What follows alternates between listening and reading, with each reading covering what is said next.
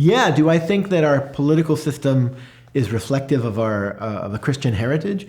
Absolutely. I actually think we undersell the degree to which the political system we inhabit, and not only the system, but the broader political culture that's broadly, I'll just say, classical liberalism, the idea of the value of the individual, the relationship of the individual to the community being one that is not entirely a one-way street where the individual serves the community, but the community in some ways also serves the individual.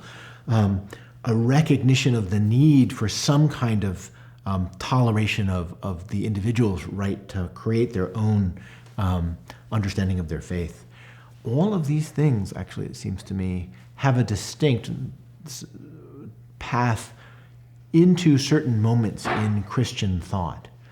And this is not actually, I think, really controversial to say anymore. In my world, in the fields of religious studies and some parts of philosophy and sociology, one of the biggest scholarly innovations of the past couple decades has been the argument that the world that we live in is a distinctively post-Christian world in the sense that Christianity has determined it in some ways. So the secularism we live in, if we live in a secularism at all, Charles Taylor is an important figure for this, that secularism is very much a Christian secularism.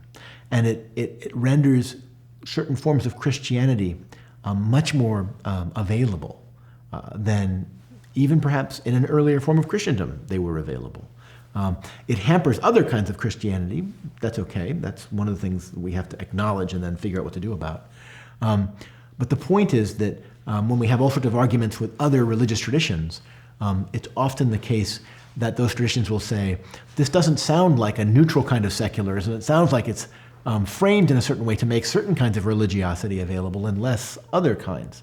And these scholars, by no means all of them Christian, have actually said, yeah, that's right. The secularism we have is very much path-dependent, that's the term they'll sometimes use, on the particular history of Christianity and the Christendom that Christianity sponsored.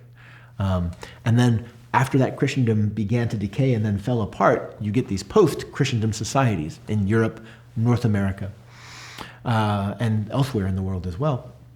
These societies still have complicated traces, and more than traces, of their Christian heritage funding them.